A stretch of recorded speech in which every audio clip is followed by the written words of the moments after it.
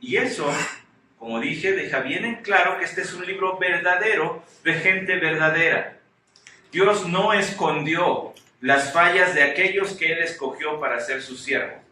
Y en el caso de Abraham, lo acabamos de leer. ¿Por qué cree que abrí esta mañana hablando de quien vende a su esposa? Porque Abraham cometió la misma locura, la misma tontería, y no fue la única, cometió varias más. Así que esta mañana le traigo buenas y malas noticias. Buenas y malas noticias con respecto al pecado.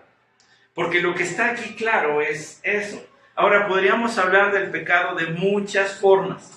Hay muchas definiciones que se han hecho a raíz de lo que dice la Biblia acerca de este tema. ¿Qué es el pecado? Bueno, por ejemplo, el teólogo Wayne Grudem, él dice que el pecado es la falta, cualquier falta de conformidad a cómo es Dios.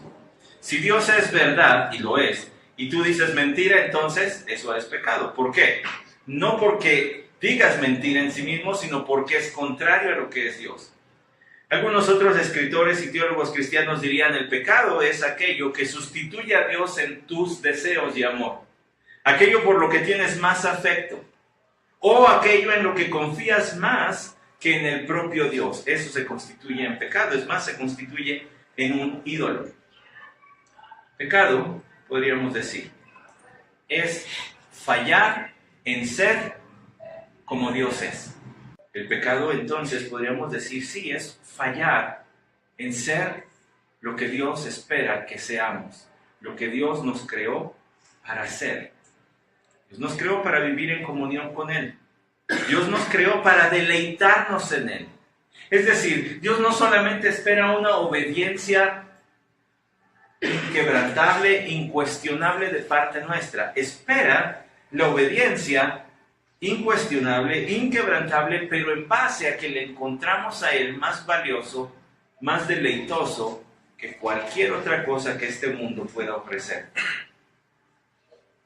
Abraham pecó, y al pecar demostró que su fe todavía era inmadura, dejó de confiar en Dios.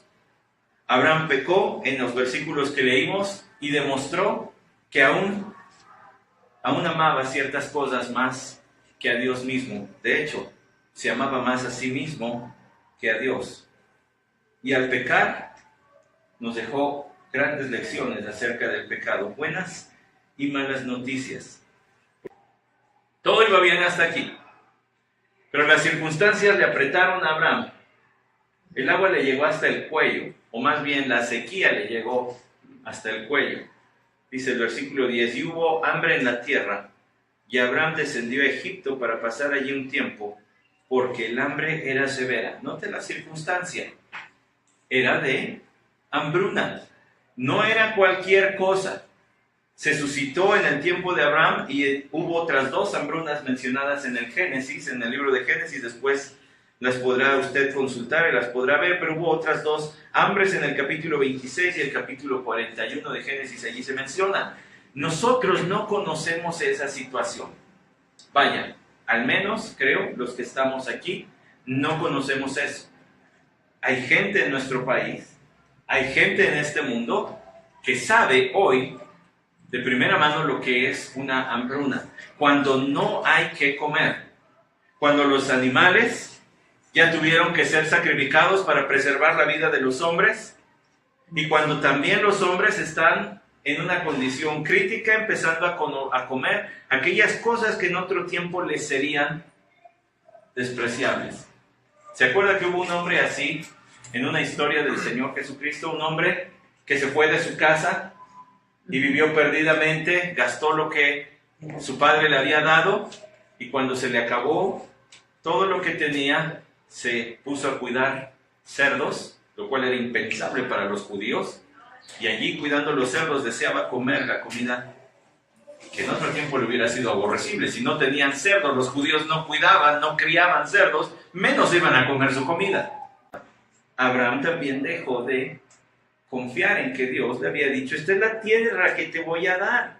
Versículo 7, a tu descendencia daré esta tierra. Ya estás donde tienes que estar, no te muevas de aquí.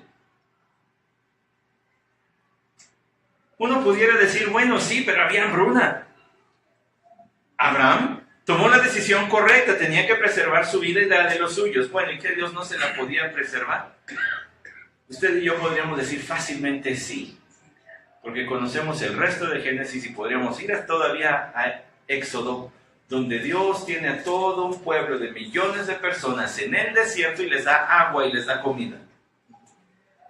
Y luego los viene correteando un ejército, el más poderoso de su tiempo, y Dios les preserva la vida. Así que nosotros tendríamos que decir, si pudiéramos soplarle, regresar, viajar en el tiempo y estar allí con Abraham, le podríamos decir, no te vayas, Dios puede, quédate.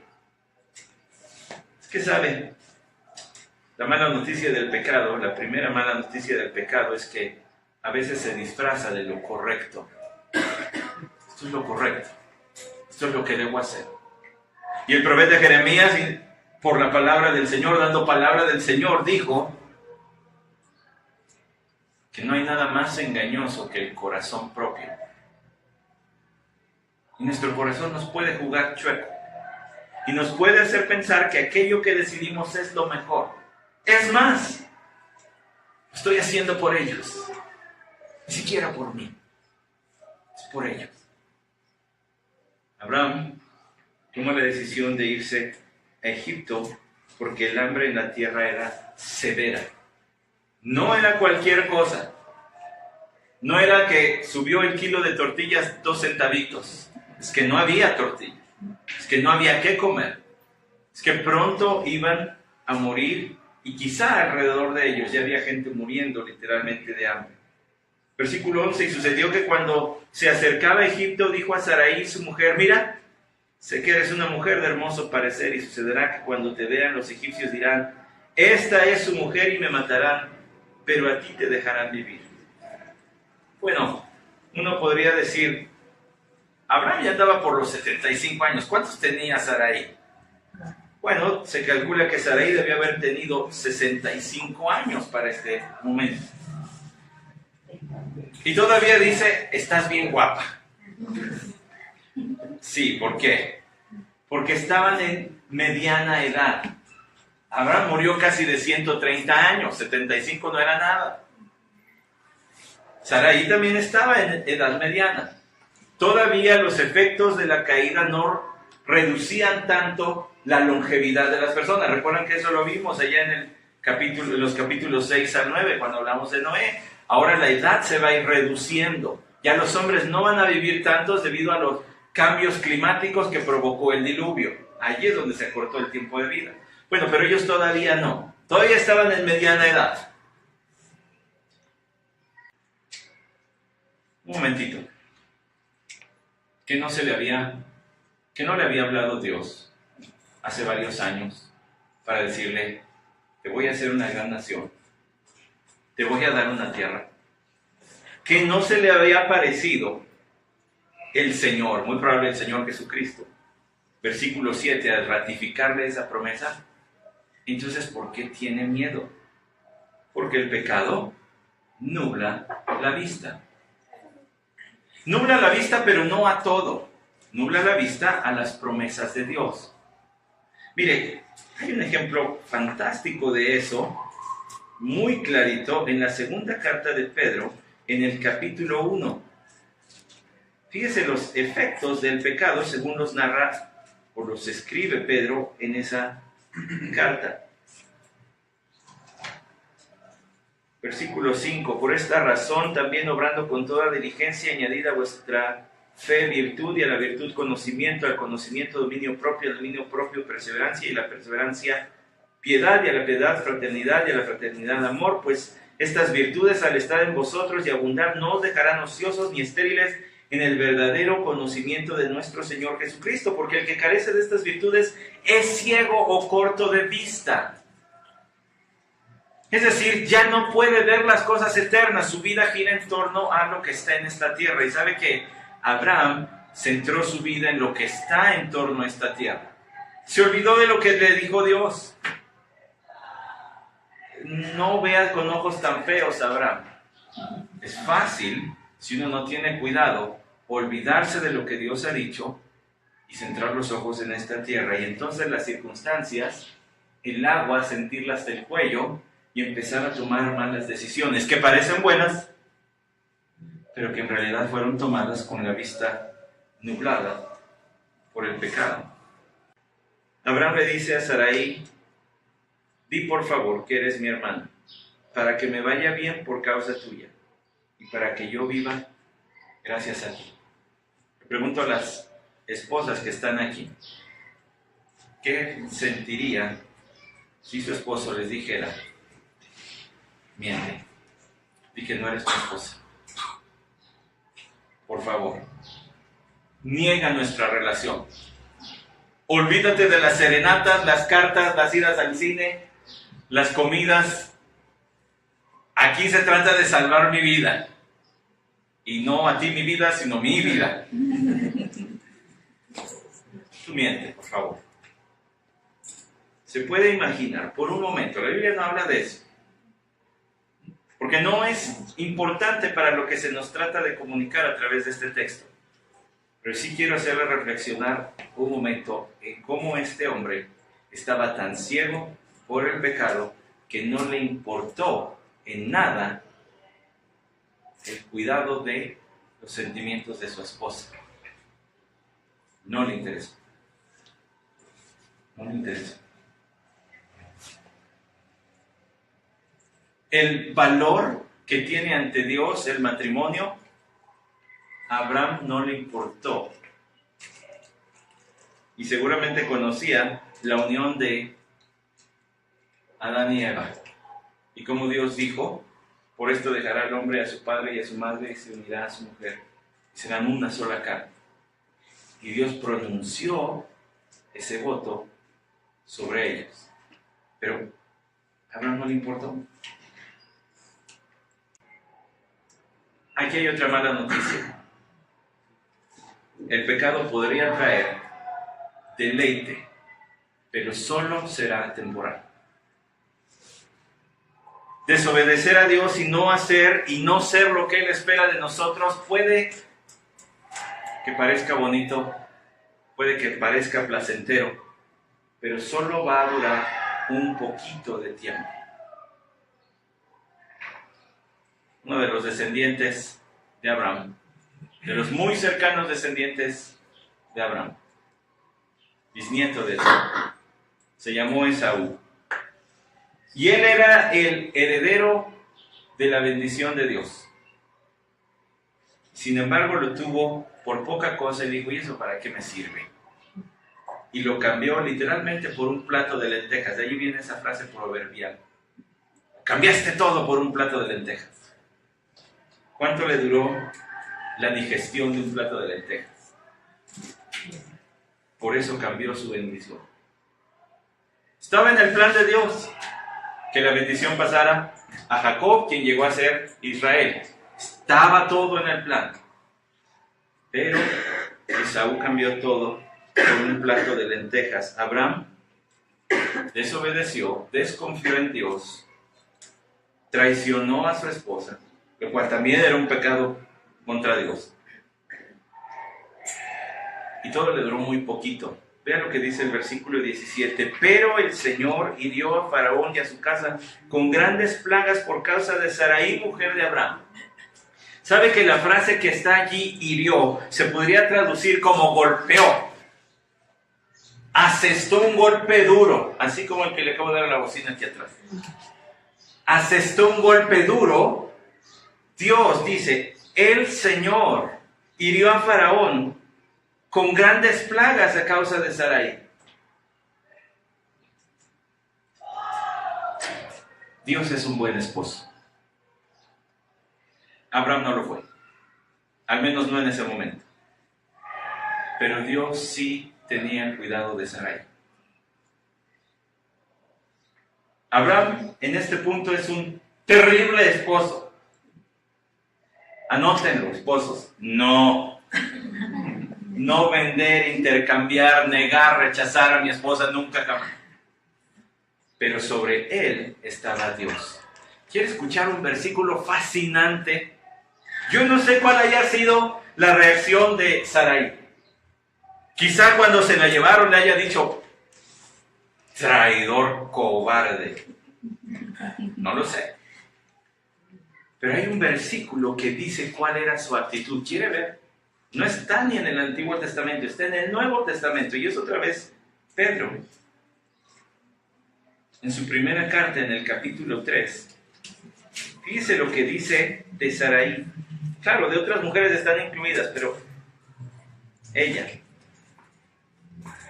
Dice el versículo 3, primera de Pedro 3:3, y que vuestro adorno no sea externo, peinados ostentosos, joyas de oro, vestidos lujosos, sino que sea el yo interno con el adorno incorruptible de un espíritu tierno y sereno, lo cual es precioso delante de Dios, porque así también se adornaban en otro tiempo las santas mujeres que esperaban en Dios, estando sujetas a sus maridos. Así obedeció Sara a Abraham llamándolo Señor, y vosotras habéis llegado a ser hijas de ellas y hacéis el bien, y no estáis amedrentadas por ningún temor.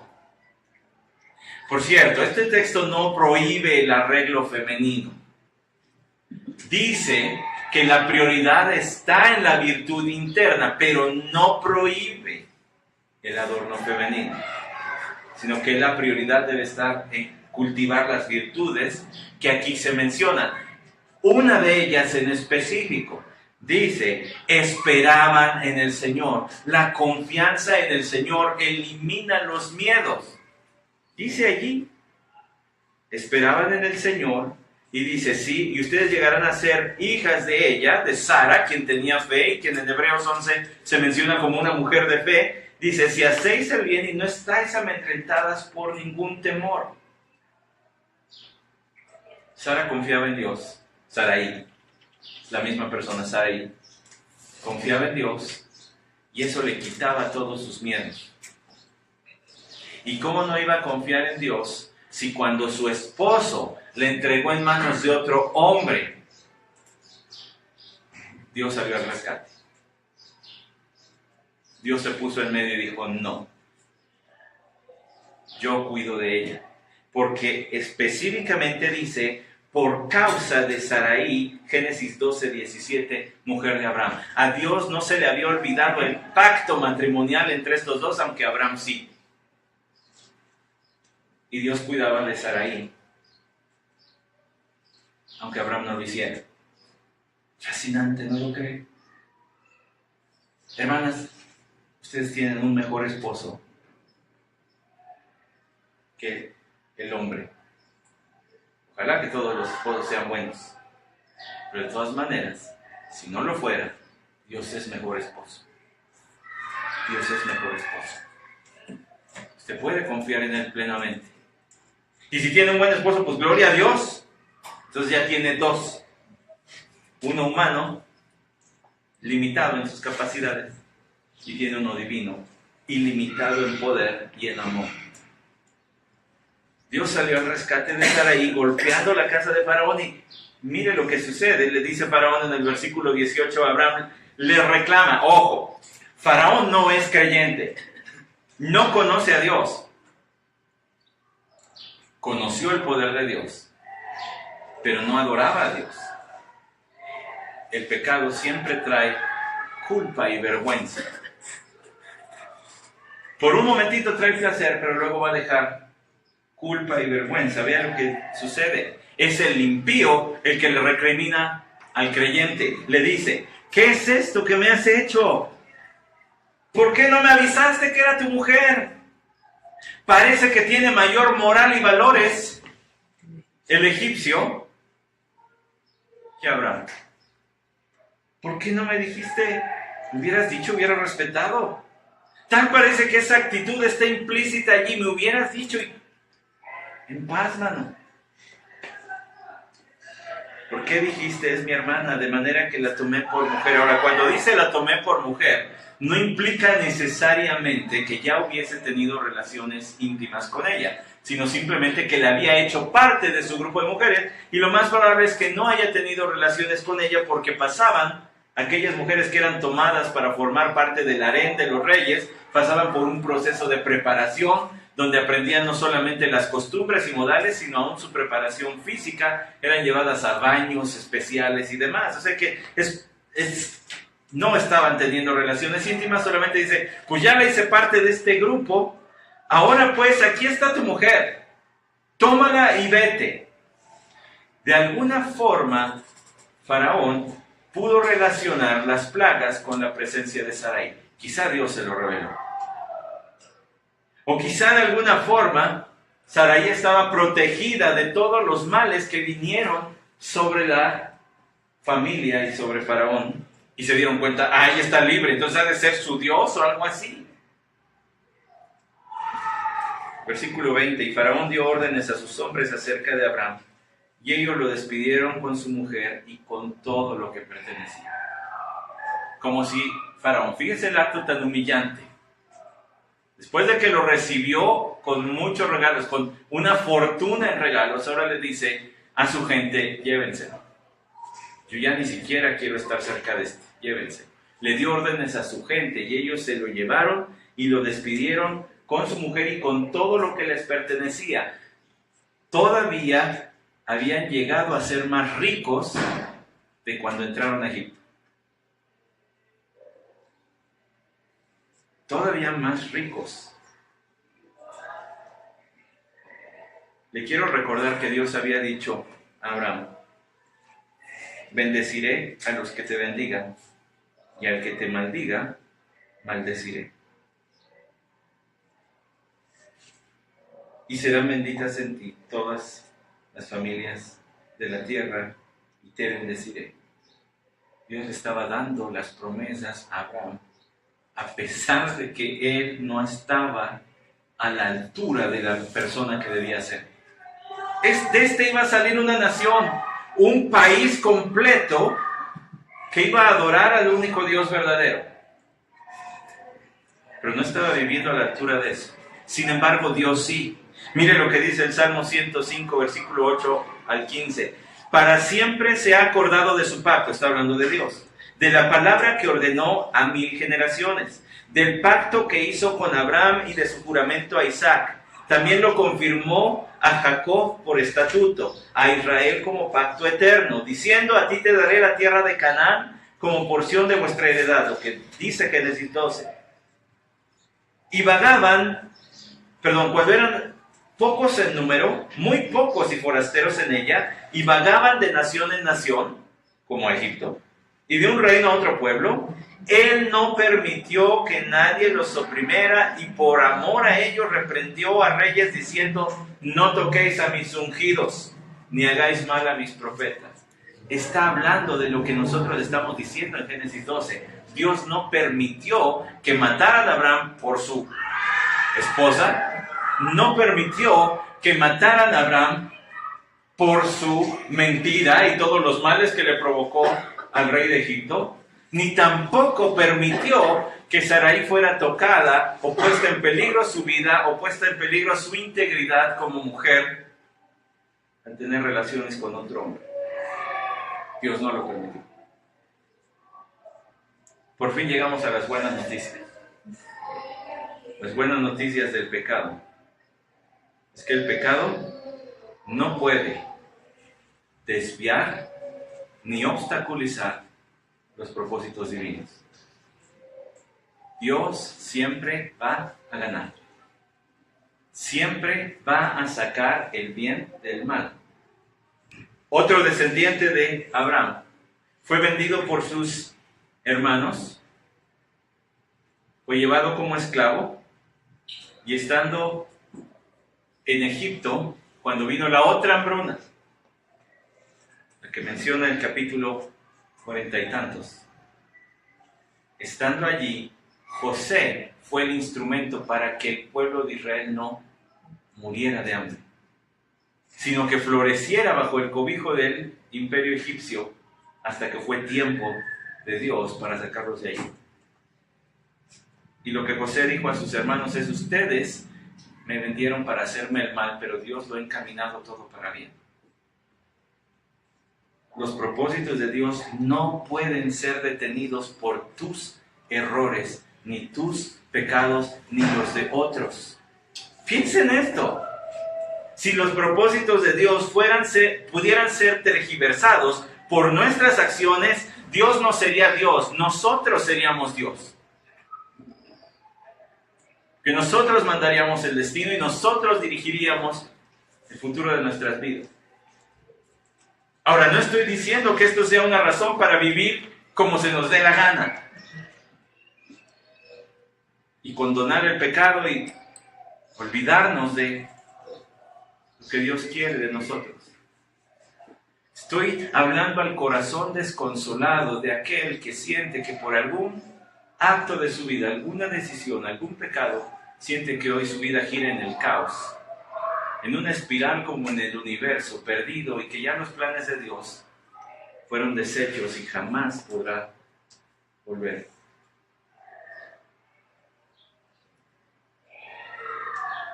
Y quizá aquí hay más de uno que se siente así. Y por más que asistes cada domingo fielmente y buscas a Dios en tu casa, sientes que de todas maneras tu vida ya no tiene corrección, no hay rumbo. Lo voy a decir de manera coloquial: la regaste y no hay vuelta para atrás. Y quiero demostrar que sí hay vuelta para atrás y que Dios siempre gana, a pesar incluso de nosotros. Abraham sí llegó a ser padre de una gran nación. Y hoy hay un pueblo, que es el pueblo judío, disperso por todo el mundo, que da testimonio de que Abraham sí llegó a ser una gran nación. Hoy hay un país pequeñito, una tripita, que se llama Israel. Y es parte de la tierra que Dios le prometió a Abraham. Y todavía está por cumplirles todo lo que les falta, que Dios les cumplió. Los propósitos de Dios siempre se llevan a cabo. No deja de haber vergüenza y culpa. ¿Se imagina? Mira lo que dice el versículo 1 del capítulo 13. Subió pues Abraham de Egipto al Negev, él y su mujer, con todo lo que poseía, y con él Lot. Y Abraham era muy rico en ganado, en plata y en oro, y anduvo en sus jornadas desde el Negev hasta Betel, al lugar donde su tienda había estado al principio, entre Betel y Ai. Piensen en esto. ¿Cómo habrá sido el viaje de regreso de Egipto? El silencio incómodo entre esposo y esposa. Y la cosa es que no iban solitos, no podía guardar el secreto. Allí había estado Lot, aquí se menciona que anda con ellos. Allí habían estado todos sus siervos y ahora los nuevos, los que les habían regalado. Imagínense el silencio incómodo. ¿Qué tienes? ¿Se imagina? Nada. Todos sabemos que algo tiene, pero dice la mujer que no tiene nada, pues ¿qué remedio? Tiene nada, dice. Y hay algo más allí. Piense en Abraham. Ahora va de regreso a la misma tierra que él había abandonado. Probablemente había pasado el tiempo de hambruna. Probablemente para este momento ya había otras condiciones. Pero de todas maneras regresó. Dios lo mandó de regreso a donde le había dicho que él tenía que estar.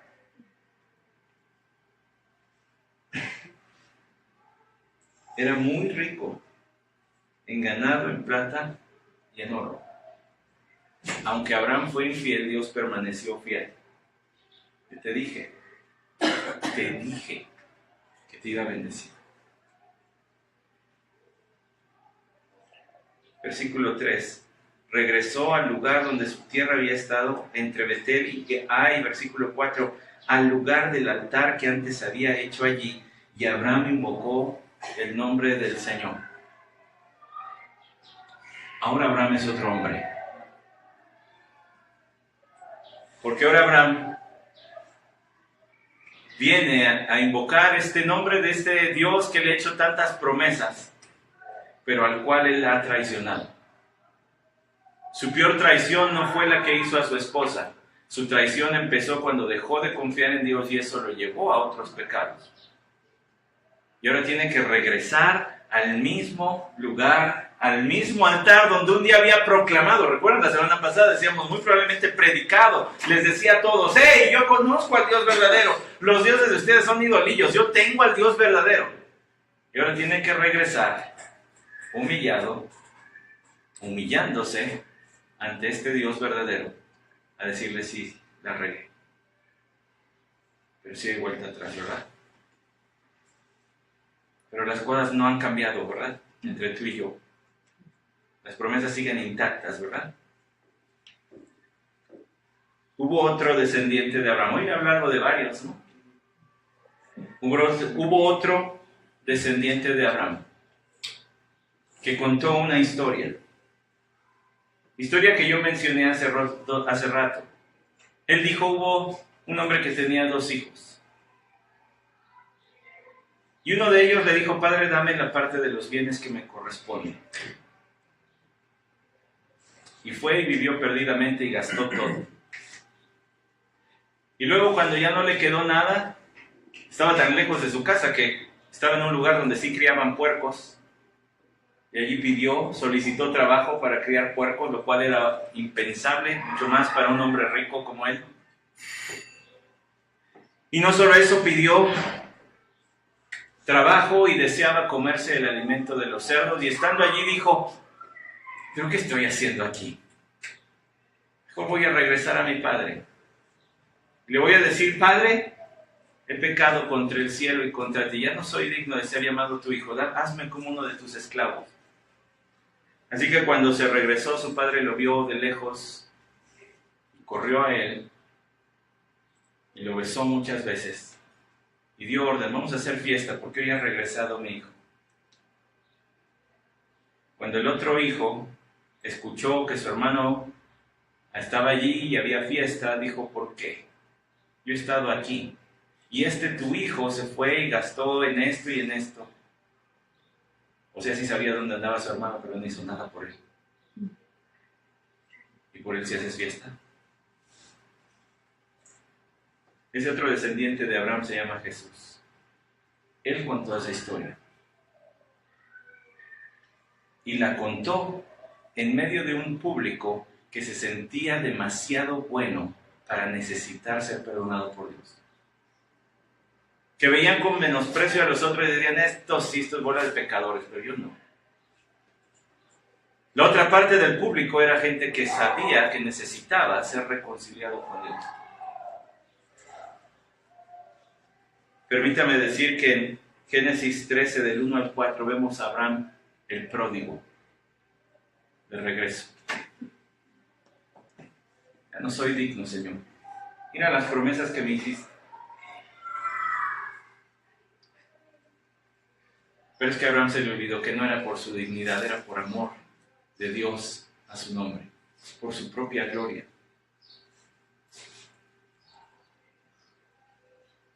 Y hoy hay un camino de regreso, que no es la senda que va de Egipto al Negev y de Negev a Betel. El camino se llama Jesucristo. Él dijo, yo soy el camino. Nadie viene al Padre si no es por mí.